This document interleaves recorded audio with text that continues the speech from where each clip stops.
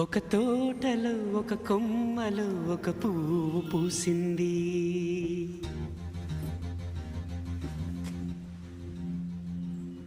మహారాణిలా మహాలక్ష్మిలా ఆ పువ్వు నవ్వింది.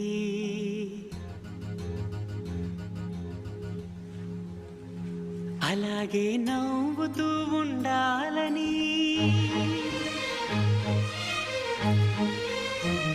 అలాగే నవ్వుతూ ఉండాలని నింగి నేల వాగు వంక చెట్టు చేమ గువగూడు ఆశీర్వదించాయి.